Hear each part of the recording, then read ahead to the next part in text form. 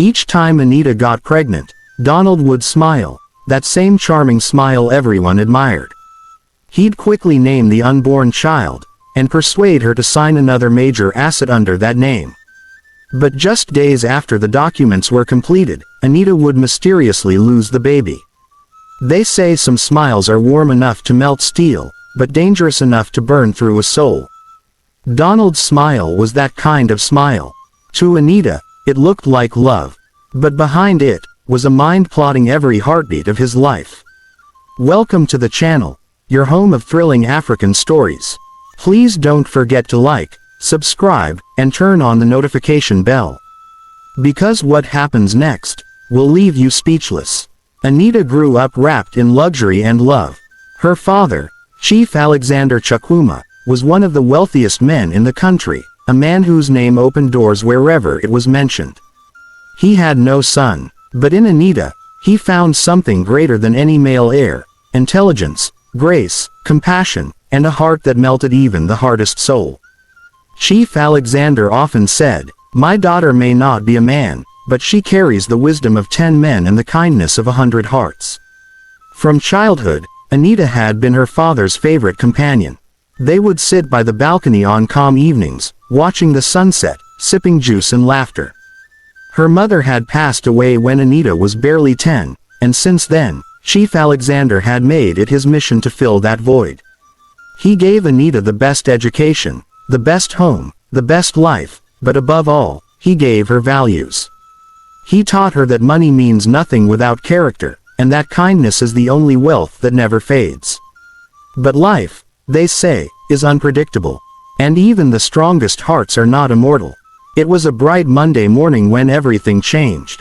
Chief Alexander had just finished breakfast with Anita. He laughed, he smiled, he even reminded her to call the architect handling the new estate. But a few minutes later, as he was getting ready for work, he clutched his chest and fell. Anita screamed. The mansion trembled with chaos as servants ran for help. By the time they reached the hospital, the doctors shook their heads. Chief Alexander had suffered a massive heart attack. Anita's world shattered. For hours, she sat beside his lifeless body, refusing to believe what had happened. Tears flowed down her cheeks like endless rain, and all she could whisper was, "Daddy, please wake up. You promised to walk me down the aisle." But silence was the only answer. Months later, after the burial, the family gathered in the lawyer's office. Anita, still wearing black, sat quietly, her eyes red and swollen. Chief's siblings, 4 men and 2 women, sat beside her. They were all emotional but calm. Unlike most families that fight over inheritance, this family had something rare: love and respect. When the lawyer opened the brown envelope and began to read the will, everyone held their breath. "I, Chief Alexander Chukwuma, being of sound mind, declare that upon my death, all my assets, businesses, estates, and financial holdings shall belong to my beloved daughter, Anita Chukwuma." Anita gasped softly. The lawyer continued, "However, I have made provisions for each of my siblings, for their kindness, loyalty, and support through the years. I ask that they look after Anita, not as a burden, but as their own daughter." The room fell silent. Chief's siblings, now Anita's uncles and aunts, nodded with tears in their eyes. They had expected nothing, yet their brother's generosity touched them deeply. Anita, overwhelmed, stood up and hugged each of them. "Uncle, Auntie, thank you for being there for me. I will never forget your kindness." Her eldest uncle, Sir Abina, patted her shoulder. "My child, we are family. You are not alone. We will always stand by you." It was a beautiful moment, a rare unity among relatives after wealth was divided. Everyone left that day with peace in their hearts. Everyone, except fate, which was quietly scripting the next chapter of Anita's life. Months passed. Anita gradually adjusted to life without her father. She took over his businesses, the estates, the construction firm, the investment companies, with the help of her father's trusted managers. She was admired by many for her courage, grace, and leadership. But in the midst of her growing fame and success, she felt lonely. It was at a charity gala that she met Donald O'Corey. Donald was charming. Tall, handsome, soft-spoken, and surprisingly humble for a man of his looks. He was introduced to Anita by a mutual friend. From the first moment their eyes met, Donald's gaze was calm but deliberate, the kind of look that said, "I see you," even in a crowd. He spoke with confidence, laughed with ease, and seemed genuinely interested in Anita's thoughts, not her money. For the first time since her father's death, Anita laughed without holding back. In the weeks that followed, Donald became her friend, then her companion, and soon, her lover. He would drive miles just to bring her flowers. He listened when she spoke, and encouraged her when she doubted herself. When her relatives came visiting, Donald was polite, but he always seemed distant. One evening, after a family dinner, Donald took Anita's hand and said softly, "My love, I know they're your people, but don't you think they're a bit too involved in your life? You're strong. You can manage on your own." Anita smiled weakly. "They mean well. They just worry about me." Donald squeezed her hand gently. "Yes, I know, but not everyone who smiles at you wants you happy. Sometimes family can be your biggest distraction." Anita said nothing, but that night, she couldn't sleep. For the first time, she wondered, could he be right? Months turned into a year. Donald proposed to Anita in the most romantic way imaginable, at the beach, under the setting sun, with violins playing softly. Tears of joy streamed down her face as she said yes. Her relatives celebrated with her, but some of them, especially Uncle Abina, were uneasy. "We don't know this man well," he whispered to his wife.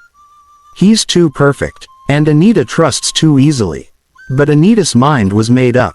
Donald had proven himself gentle, patient, selfless. He never asked for money.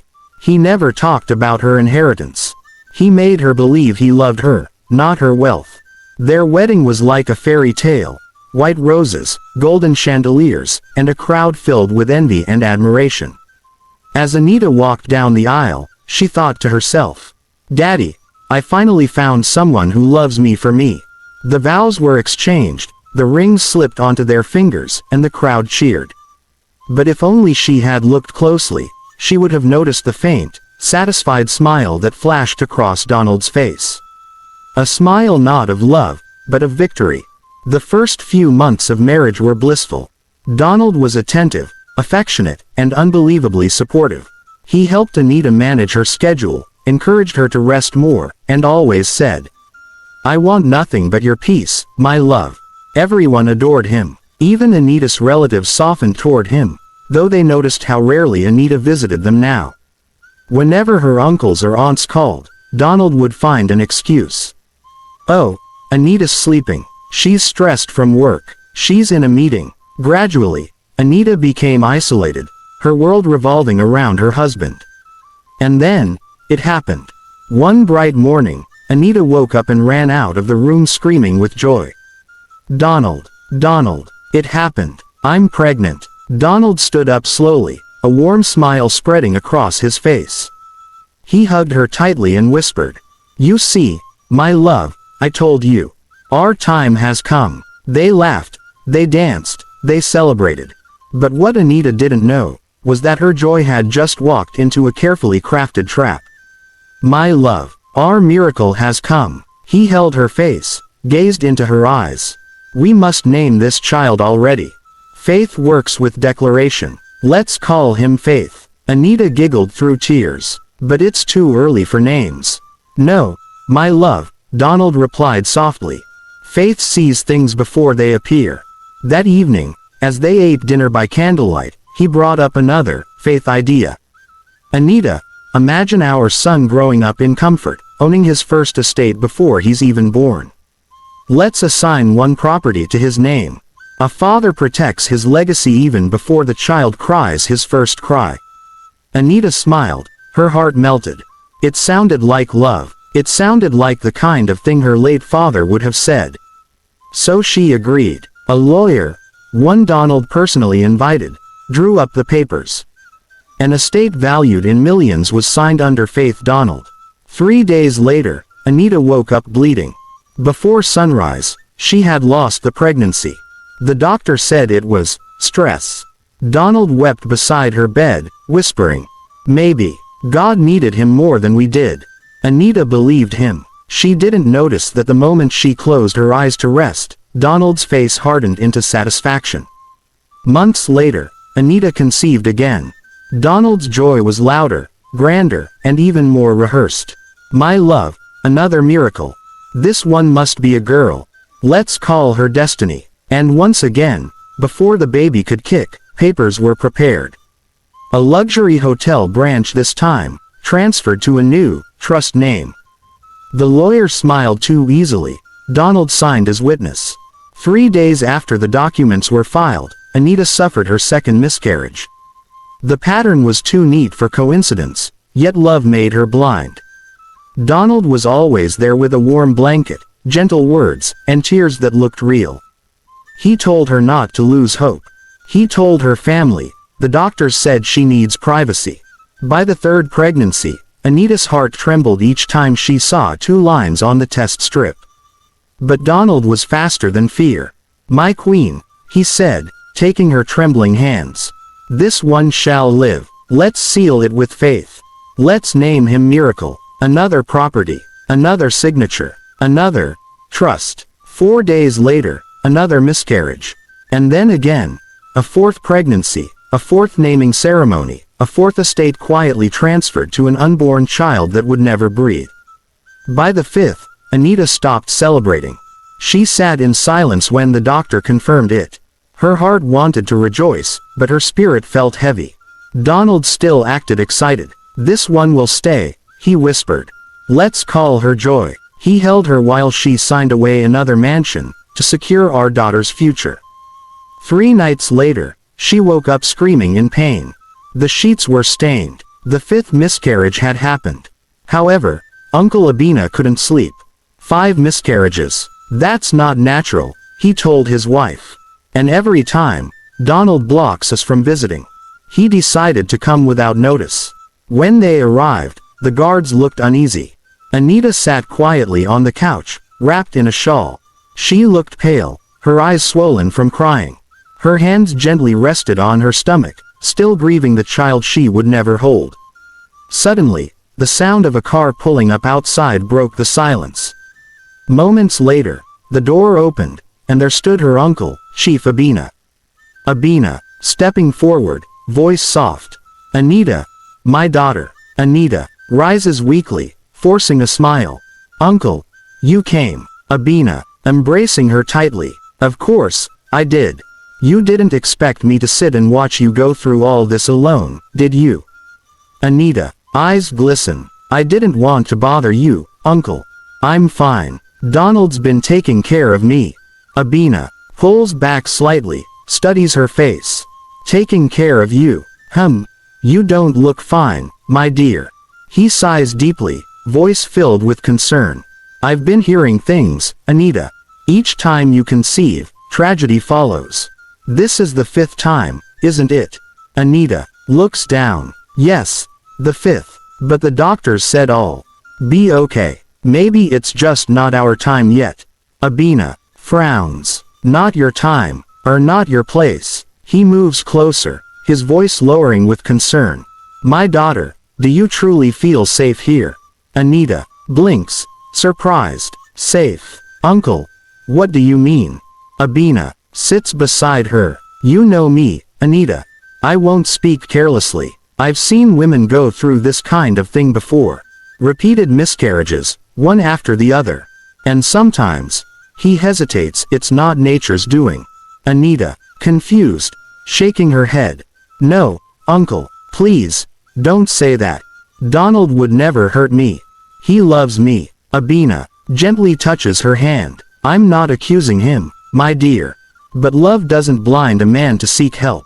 Tell me, has Donald ever allowed me, or any of your relatives, to come close since your marriage?" Anita, hesitant. He says people might misunderstand our marriage, that I need peace and privacy." Abina, sad smile. "Peace? My daughter, peace without family is an illusion. Your father, God rest his soul, trusted me to look after you. He gave you everything, and he told me, Abina, make sure my girl never walks alone.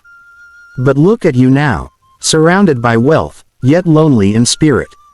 Anita, voice trembling, Uncle, please don't say that.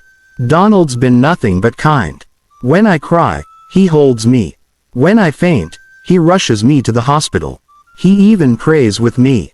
I can't doubt him. Abina sighs deeply. I'm not asking you to doubt him, Anita. I'm asking you to see. Sometimes, the ones who hold us closest are the very ones who hide knives behind their backs. He leans closer, his eyes filled with both fear and wisdom. Come home with me. Let me take care of you for a while. You need rest, proper care, and people who truly love you. Pause. The ticking of a wall clock fills the. Anita was silent, but within her uncle's words pierce her heart, but so do Donald's warnings. She remembers how he once told her, your relatives only want your money. They never loved you like I do.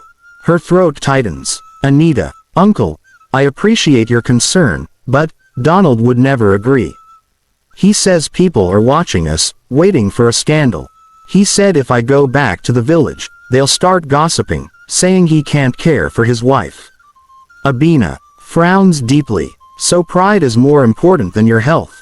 Anita, softly, no, it's just, he worries about what people will say. Abina, stern voice, almost whispering. And what about what your body is saying? What your spirit is crying? He stands and paces slowly. Anita, your father was my brother. He didn't just leave you wealth. He left you wisdom, and the duty to protect it. But you can't protect what you don't understand. Donald, dressed sharply in a casual suit, stops when he sees them.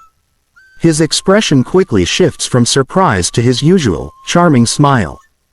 Donald, smiling warmly, ah, Uncle Abina, what a pleasant surprise. Abina, forcing a smile. Donald, good afternoon.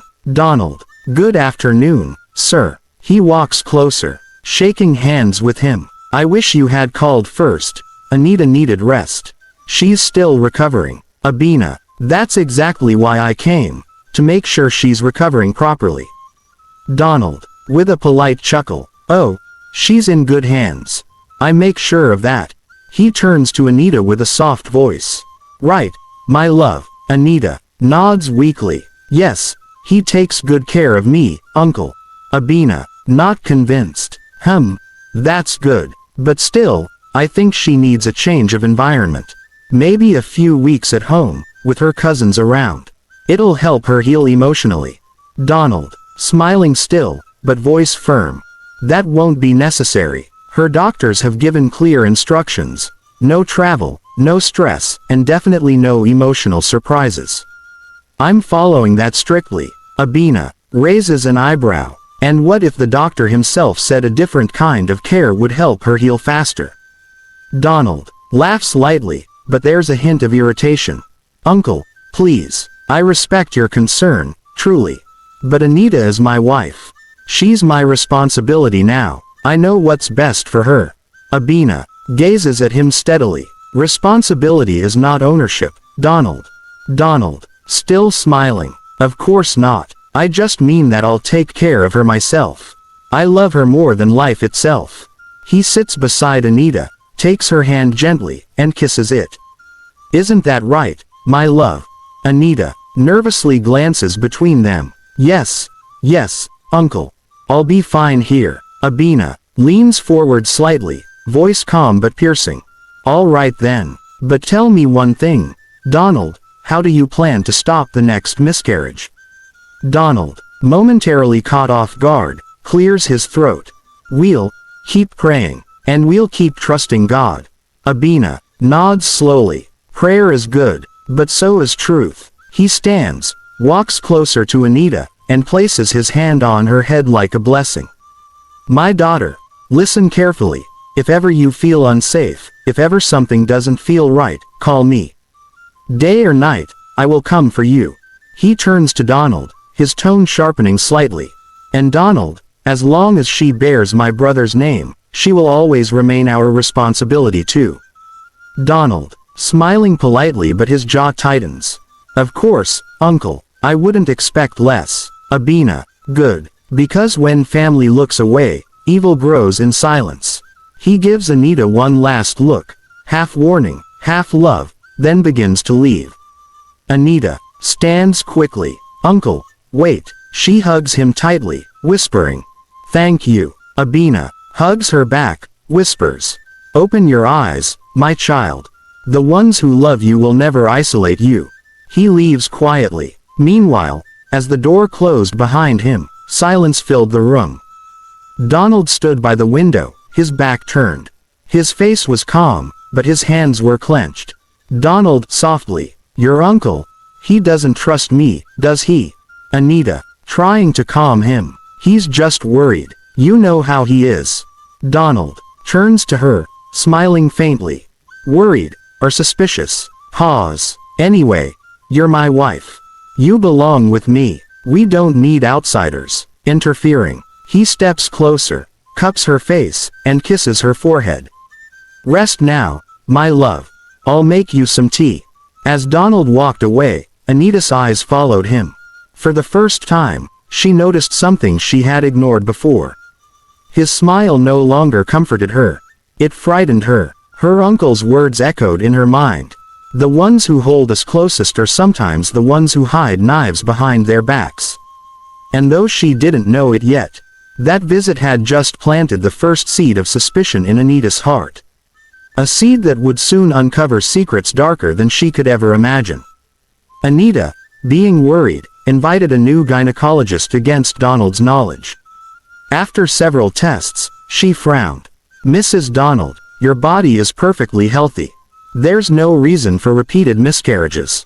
"No reason," Anita whispered. "Unless," the doctor lowered her voice, "something you're taking is harming the pregnancies." Before Anita could ask, Donald walked in. His smile was too quick. "Doctor, thank you. My wife needs rest now." The doctor packed her things, but as she left, she slipped a folded note into Anita's palm. Hours later, Anita unfolded it under the blanket. It read, "Check what you swallow. Not every vitamin is a vitamin." Her hands trembled. She looked at the bottles on her bedside table.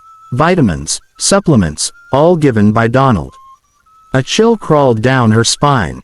That night, Donald went to the study and made a call. Meanwhile, Anita had secretly followed him without his knowledge. But as she walked toward the study room, she froze. Donald's low voice echoed from the corner, sharp, tense, and secretive. "They're starting to suspect. Be ready if I need to move the documents." The voice that replied was a woman's, cold, confident, and dangerous. "You're playing with fire, Donald. Just remember my share." Donald's jaw tightened. "You'll get it." After the final signing, he hung up, poured himself a drink, and muttered under his breath, "Just one more, only one more." Anita's heart pounded. Documents. Final signing. Another woman. Could it be that Donald's secret had nothing to do with business? But something far darker. Whatever Donald was into, it wasn't just business anymore. What exactly is Donald hiding? And who was that woman on the phone?